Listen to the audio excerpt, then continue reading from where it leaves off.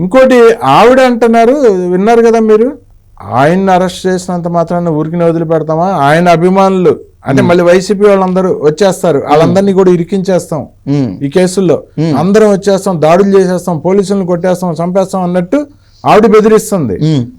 ఎంత జోక్గా ఉందండి. ఎందుకంటే ఆవిడ ఈయన ఆస్తులు కబ్జా చేసినవన్నీ ఆవిడ మింగేయటం కోసం వైసీపీ అభిమానులంతా వచ్చేస్తారంట. ఆవిడ నేచర్ అర్థం కావట్లా, ఈయన పురమాయిచ్చి తోసేస్తుంది. ఒక 10 ఏళ్ళ ముందు పెళ్లి చేసుకోవచ్చు కదా, అంత సీన్ ఉంటే. ఆయనకు లైఫ్ టైం ఎక్కువ అయిపోతుంది. 60 ఏళ్ళలో ఉన్నాడు, ఆ బీపీ షుగర్లో ఏదో చెడ్డా మంచి, ఇంకా 5 ఏళ్ళకో 7 ఏళ్ళకో పుటిక్కుమంటాడు. అప్పుడు ఇక్కడ ఈయన ఆస్తులు కూడా జాక్పాటే. దాంతోపాటు నీకేం కాదు, నువ్వు పో బయట, నేను ప్రొటెస్ట్ చేస్తానంటే పొరపాటు ఆయన జైల్లో పోయినా, జైల్లో పోకుండా బయటకు వచ్చి ఆయన వ్యాలిడిటీ తక్కువే. దువ్వాడ జగన్మోహన్ రావాలంటే లేట్ అవుతుంది, ఎందుకంటే వాళ్ళు అవన్నీ కోర్టు ఆర్డర్లు అంటా ఏంటి ఉంటాయి, వాళ్ళని ప్లానింగ్ లో ఉన్నారు. అయిపోయినాక ఈ దువ్వాడ జగన్ పెద్దోడయ్యి ఆయన రాజకీయం చేసే లోపు నెక్స్ట్ 20 ఏళ్ళు ఏం రాజకీయం చేద్దామని ఆశపడి ఉన్నది.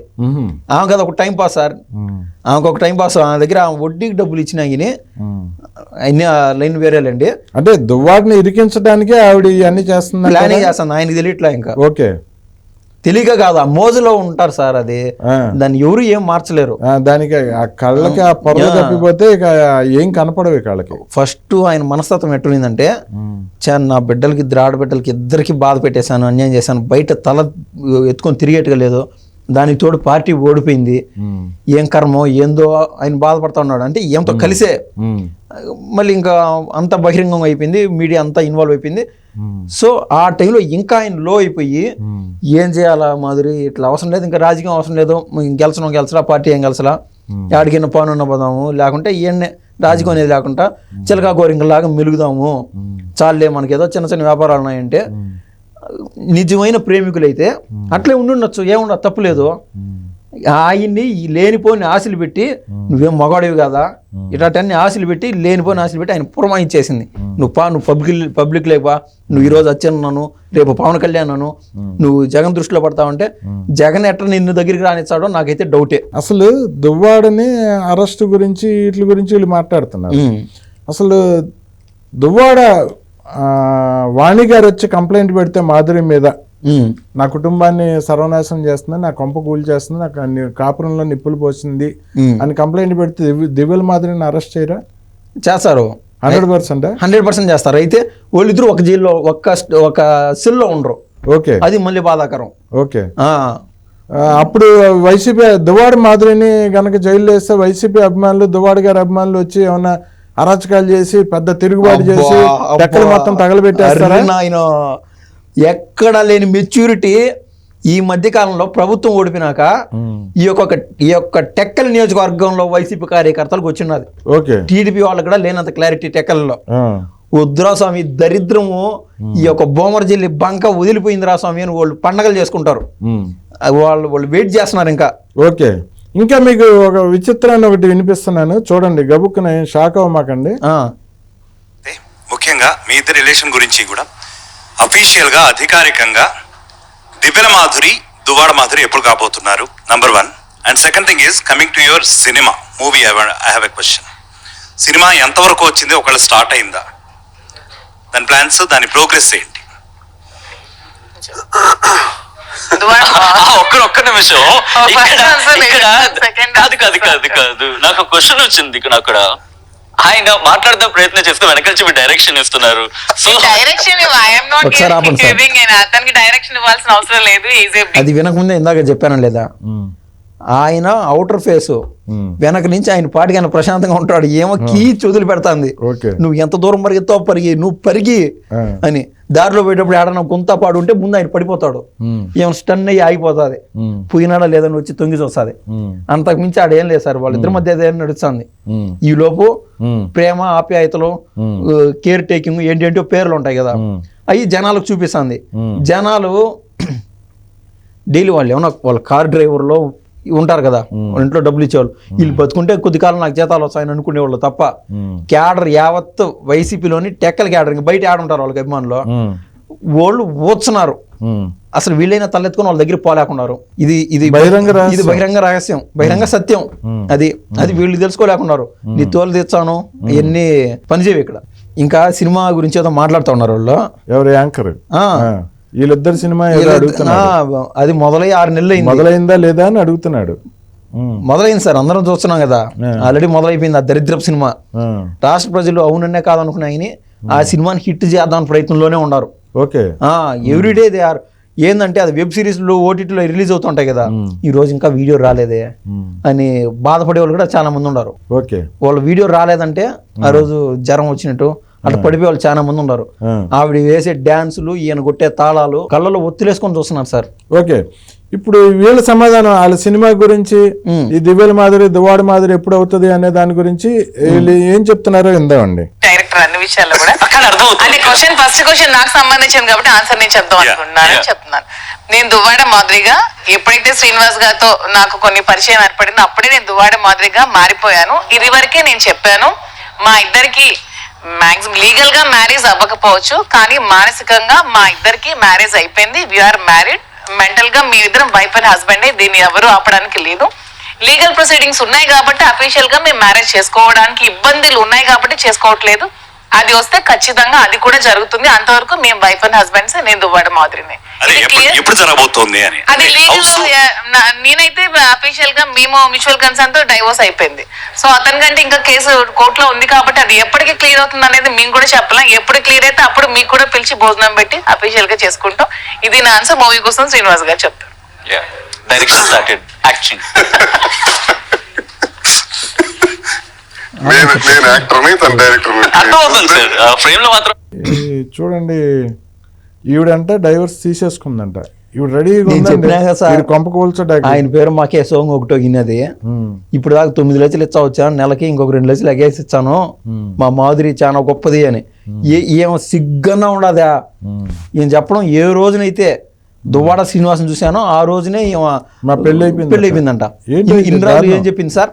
ఈ వీడియో చూస్తున్నారు మీరు. మొన్న ఒక ఇంటర్వ్యూలో మా మధ్య ఏది గ్యాప్ రావడానికి, మా కుటుంబాలు ఇలా అయిపోవడానికి కారణము ఈయన అచ్చెన్నాయుడు అంట. ఏం సిగ్గన్ అంటే వెంపర్లాడే కళ్ళు సార్ అయ్యి, వెంపర్లాడే కళ్ళు. ఎవడెవడు చేతనైనోడు, బలం ఉండదు అనుకునేవాడు ఉంటాడో అట్టోళ్ళు తీగేయడం, కుక్కీ వేసి ఉంటుంది కదా, ఆ కుక్కీ వేసి పట్టుకోవడం. ఇది ఒక పని కాదు, వ్యాపారం అది. ఎట్టోడు స్టఫ్ ఉండేవాడు దొరికితే అట్టోడికి లంకరేయడు. ఇట్టా ట్రోల్ని చూసే సార్ కొన్ని కాపురాలు కూలిపోతున్నాయి, దరిద్రం పట్టిపోతుంది, భ్రష్టు పట్టిపోతున్నాయి కొన్ని కాపురాలు. ఎప్పుడైతే చూసిందో అప్పుడే పెళ్లి చేసుకుందాం అని ఫిక్స్ అయిపోయిందంట, అప్పుడే లవ్ లో పడిపోయిందంట, అప్పుడే క్రష్ మొదలైపోయింది. చండాలం చూడండి, బెట్లు తీసుకోగొట్టాలి సార్ ఆంధ్ర రాష్ట్ర ప్రజలు ఇట్లా ట్రోల్ని. ముఖ్యంగా మహిళలు ఆ వేడ కనిపిస్తే బెట్లు తీసుకోగొట్టాలి. ఇది ఒక్క మాట మళ్ళీ చెప్తున్నా, దువ్వాడ శ్రీనివాస్ గారి గురించో దువ్వాడ మాదిరినో ఇంకోటి కాదు సబ్జెక్టు. ఆవిడ ఏదైతే మాట్లాడిందో, నేను చూసిన క్షణాన్ని నేను లవ్ లో పడిపోయినాను. ఆవిడకి ఆల్రెడీ 3 పిల్లలు, ఈయనకి బంగారంగా కూతురికి మళ్ళీ పిల్లలు నేను చూసా సార్. పెద్ద కూతురికి దువ్వాడ శ్రీనివాస్ గారు ఆయన బిడ్డకు పెళ్లి చేసే సమయంలో అంత ఆనందంగా ఉన్నాడు. ఏ మాటకా మాట. ఏదైనా కుటుంబ జీవితం ఆయన బతుకులో ఆయన ఉన్నాడు, నాశనం చేసింది, దరిద్రం పట్టించాం దువ్వాడ శ్రీనివాస్ని. తద్వారా డైరెక్ట్ గా జగన్మోహన్ రెడ్డి గారికి తగిలింది ఈ లింకు. ఏమంటే మేము వైసీపీ. ఆయన కూడా సరదాలేండి. జగన్మోహన్ రెడ్డి కూడా ఇలాంటి అంటే ఆయన కూడా ఇంట్లో ఏం పనేం లేదు. ఇప్పుడు అంటే పబ్జీ పక్కన పెట్టి ఎమ్మెల్యే కనీసం ఎమ్మెల్యే పనులు కూడా చేయడు, ఇంట్లో కూర్చొని టైం పాస్ చేస్తున్నాడు. ఇవన్నీ చూసుకొని ఆయన కూడా ఎంజాయ్ చేస్తున్నాడు. పబ్జీ బోర్ కొట్టినప్పుడు ఇది పెట్టుకొని చూస్తా ఉంటాడు. ఫైనల్ గా దువ్వాడ శ్రీనివాస్ వాళ్ళ సినిమా గురించి చెప్తున్న మాటలు వినిపిస్తాను, దానికి కూడా మాట్లాడుకొని ముగిద్దామండి. ఓకే, అర్థమవుతుంది క్లియర్ గా. లైఫ్ లో కూడా మీరు డైరెక్టర్, అతను యాక్టర్ అండి. కొన్ని విషయాలు అతను డైరెక్ట్ గా ఉంటారు, కొన్ని విషయాల్లో ఆడవాళ్ళ ముందు ఆలోచిస్తారు, కొన్ని విషయాల్లో మగవాళ్ళ ముందు ఆలోచిస్తారు. సో ఎవరికి ఎవరు తక్కువ కాదు కాబట్టి ఒకరికొకరు డైరెక్ట్ చేసుకుంటూ వెళ్ళిపోతే లైఫ్ హ్యాపీగా ఉంటుందని నా ఒపీనియన్. ఓకే, కానీ మీది డామినేషన్ ఎందుకు నాకు బాగా అనిపిస్తుంది. నాది డామినేషన్ కాదు, శ్రీనివాస్ చెప్పండి. మౌనం అంగీకారం అంటూ ఉంటారు, ఇక్కడ అర్థమైంది, అర్థం కాదు అంగీకారం. నువ్వు బయట పెడతావు, నేను బయట చెప్పమరా అంతా చెప్పొచ్చు కదా. నువ్వు నిజంగా నేనే డామినేషన్ అనుకుంటారు. నాకు అడ్వైస్ చేస్తుంది, ఫైనల్ డెసిషన్ నిజం. అసలు అన్సెన్సార్ లో అసలు నిజం బయట రావట్లేదు. ఏదైనా ఒక డిస్కషన్ జరిగేటప్పుడు డెసిషన్ ఈజ్ మైండ్, అది డెసిషన్ కంప్లీట్ గా 100%. ఇలా చేయాల్సిందే అంటారు. డైరెక్షన్స్ మొత్తం ఇక్కడ నుంచి వస్తూ ఉంటాయి. సజెషన్స్ ఆయనదే. సజెషన్స్ Direction అడ్వైస్ వస్తుంది. కంటే చెబుతూనే బెదిరిస్తున్నట్టున్నారుగా మీరు. ఇది చెప్పి సచిన్ గారు నేను సజెస్ట్ చేస్తాను అదిగో అంటే బాగుంటుంది, శ్రీనివాస్ అది గారు ఏది వెళ్తాం. చేస్తే అది ఫైనల్, మీ అందరం అగ్రి చేస్తాం అంతే. ఓకే, అతని డెసిషన్ కి మేము శిరసావహిస్తాం.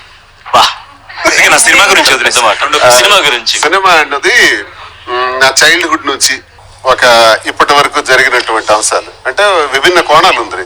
ఒక మిడిల్ క్లాస్ బాయ్ ఒక ఉన్నత స్థాయికి రావడానికి, రాష్ట్ర స్థాయిలో గుర్తింపు రావడానికో లేకపోతే ఒక రాజకీయంగా కానీ ఒక ఉన్నత పదవికి రావడానికి కానీ పడిన కష్టాలు అవి ఎలా ట్రావెల్ చేసాం అన్నది ఒక థీమ్ తీసుకుంటే, అందులో ఫ్యామిలీ లైఫ్ మరో కోణం. ఫ్యామిలీ లైఫ్ ఎలా సాగింది, ఆ ఫ్యామిలీ లైఫ్ లో ఉన్నటువంటి ఈగోస్ మెయిన్ గా ఇక్కడ మాకు ప్లే చేసినాయి. దువ్వాడ శ్రీనివాస్ రియల్ స్టోరీని రియల్ స్టోరీగా మనం చూడొచ్చు ఈ సినిమాలో.